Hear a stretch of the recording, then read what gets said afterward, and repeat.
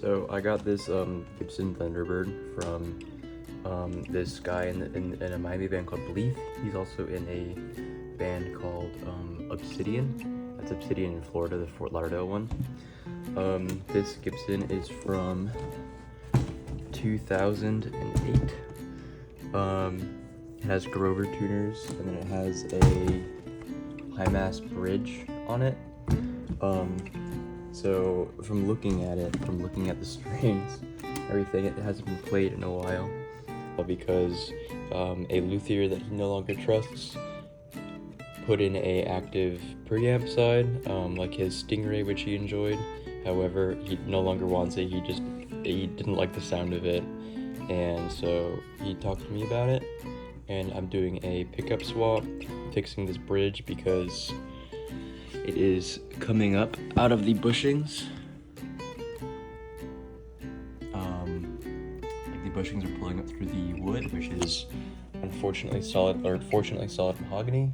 And then I'm putting new strings on it, doing the setup because these frets are looking very dull and green. This bass itself has also had a headstock repair, and then the as you can see here, it broke right up there. And so, who knows, I may also be doing a new nut. It doesn't look like I'm going to need to, but I have the tools to do that, and I'm going to be seeing what I can do for this. Off of my recommendation, we have the Avedition, the P Thunderbird pickups, which are handmade in Georgia.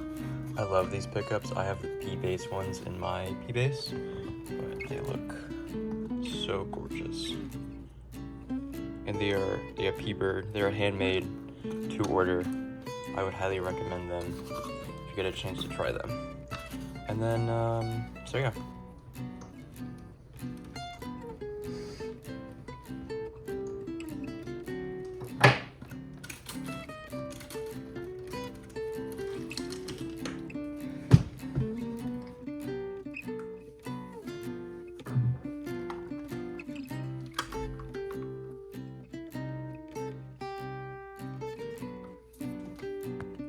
So the guy that made this preamp double-sided taped it to here.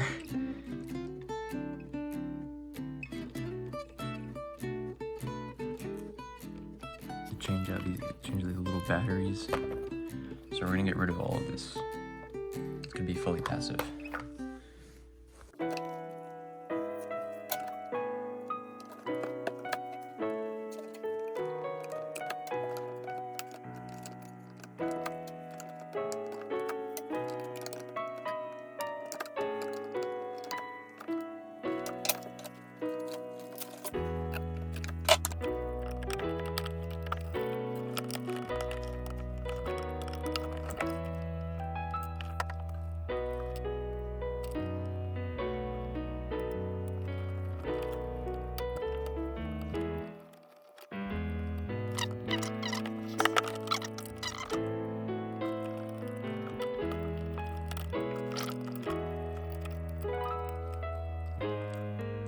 So, preamp is out, and because it's active, this is admittedly going to be a TRS, so I might be changing it to a TS just to make it easy. So the dingus that wired this before me took the pickup leads from here and made it so I can't get these pots out, but we're changing the pickups anyways, and so it'll be fine, I swear. But I'm just gonna cut these out, the old ones at least, because otherwise I cannot get the pots out. I have enough wire that I'll be fine.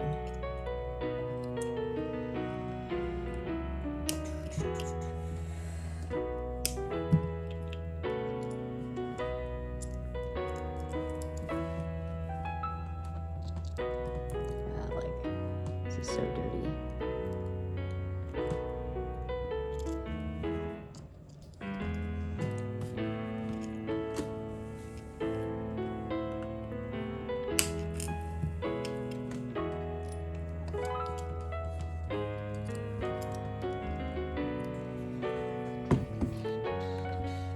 They're not even the same screws used in the pickup.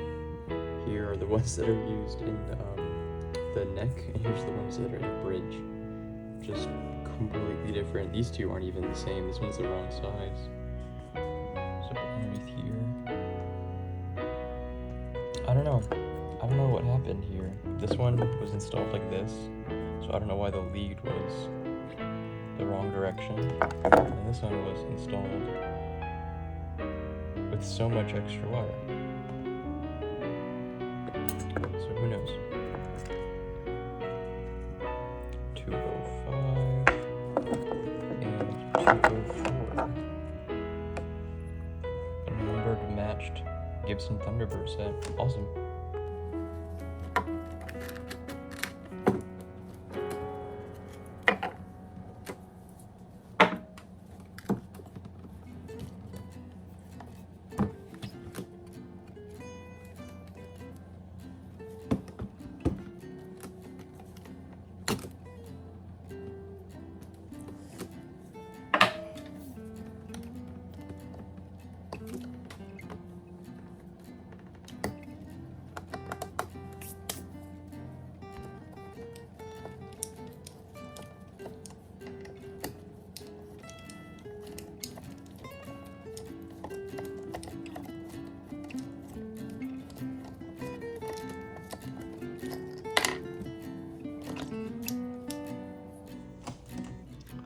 Bushing came right out.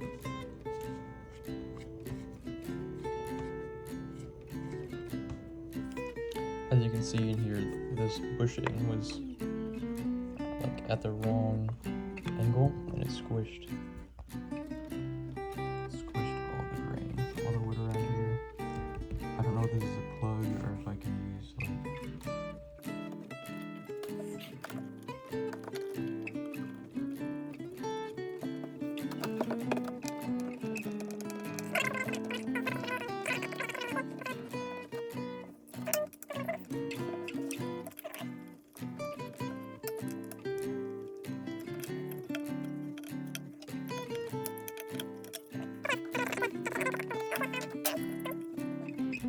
rid of this last bushing. I'm gonna take my pliers.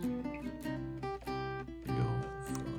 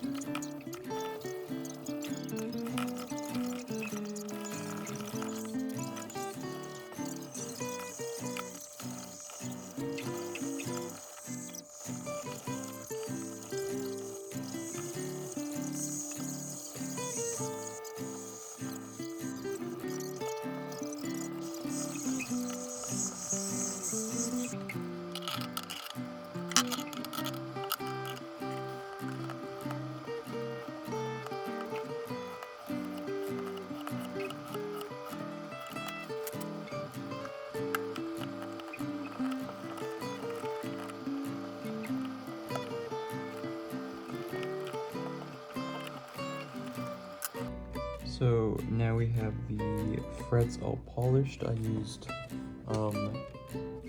0000 steel wool. It's the finest you can get. And then went over all the frets. And then the fretboard is now conditioned. And so I'm happy with this. This looks really nice. So here's a fun situation. I was gonna try and make a aluminum pickguard to cover these two holes that a different luthier had drilled in. The client said he doesn't want this, and so instead he wants me to add a phase switch. So I'm gonna use a push-pull knob to do that, and then he also wants a second tone. So it's gonna be volume, tone, and then a switch, I think. We shall see. The orientation might change. I'm gonna talk to him about it.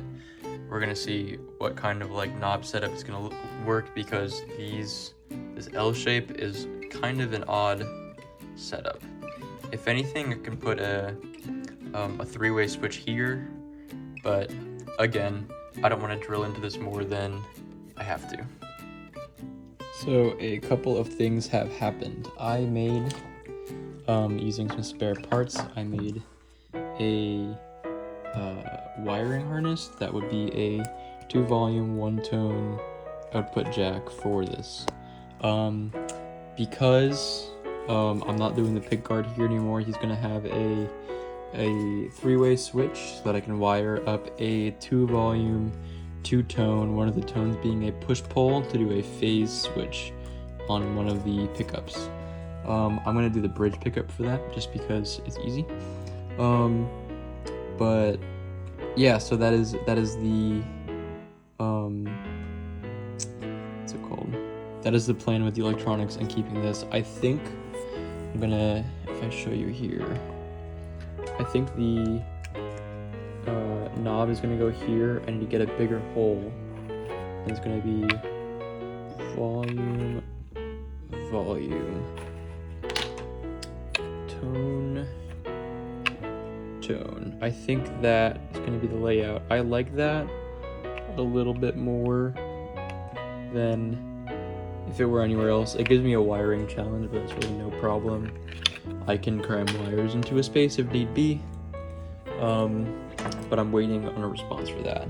I'm trying to get the pickups in because I just ordered a 50-piece thing of screws that I'm gonna use for this, and all other bases.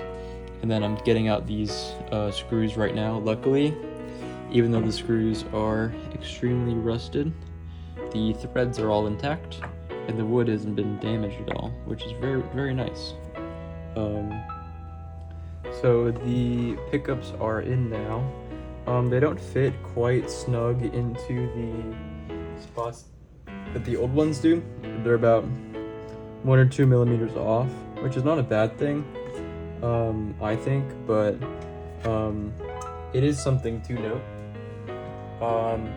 Now that these are on and everything's off, I'm able to redo the wiring and get this bridge on, and then everything else is just back on the back of the guitar. The bridge is still going to be black. We don't have a chrome replacement. I would make it chrome, but that's also, for a high mass bridge, that's like minimum $120 for one of these. Again, it's a $3,000 base, but like positioning this, it's looking a lot better than it did when it got here, especially if I include the pickguard back on. Personally, if it were up to me, I would put the switch here and then the volume and tone knobs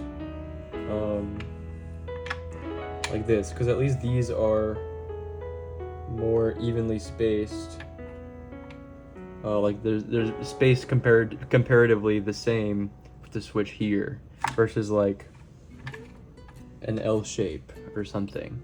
But this is gonna be very YouTubery, but if you have an opinion on this, let me know in the comments. I would be curious.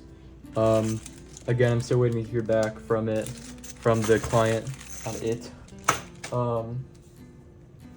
But once that is done, with the bridge on, the only things left after the electronics I just need to buy a 250k ohm tone pot. That's a push pull, and then I need to buy a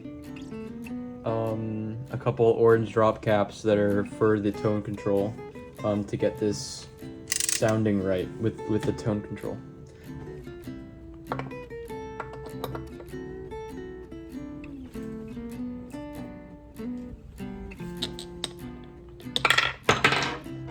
Doing this with one hand is harder than it looks.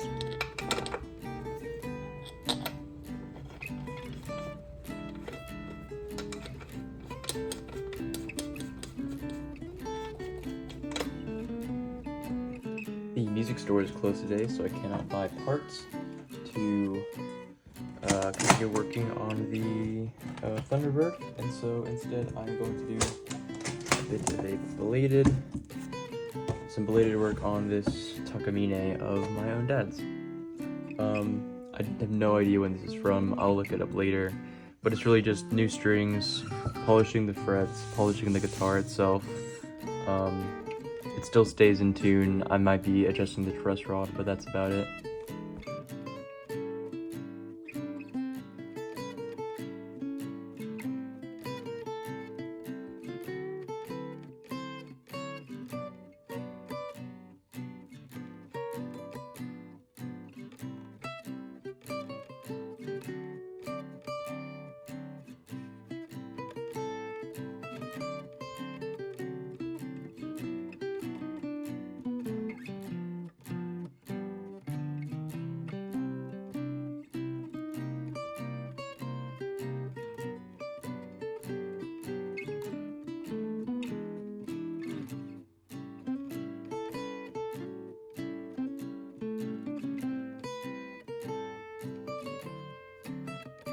So a couple of things have happened. I drilled out this hole for the switch.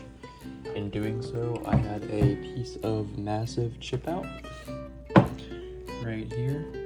I'm gonna do it. This is glued back in. I'm gonna do what I can to make that less visible. I've spent time trying to repolish this, but because Gibson does nitrocellulose lacquer, it'll be fun to try and do that. The only things I have left to do are wire this. That's what I'm doing right now, and then get this flush up here, and then string it and test it. And after that, just cleaning, maintenance stuff,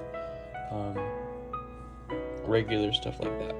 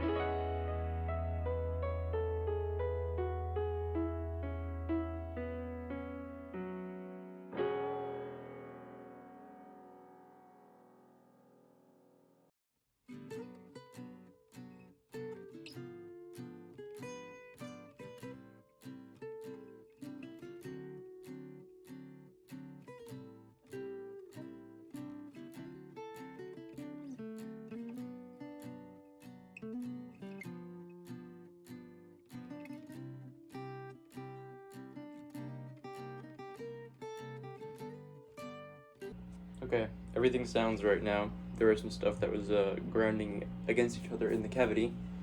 And then we got like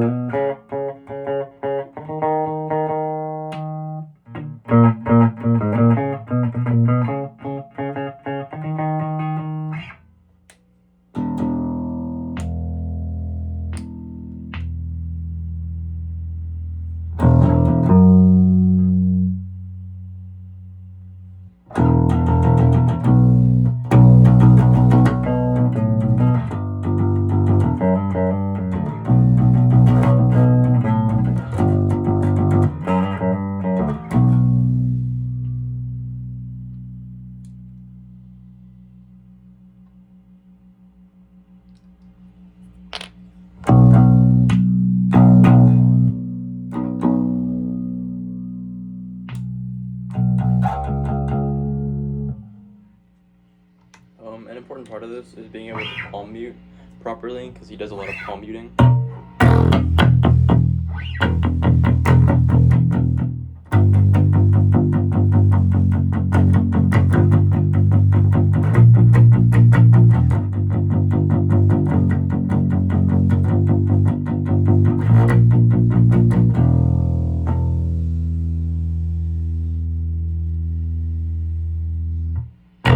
And then with a little overdrive.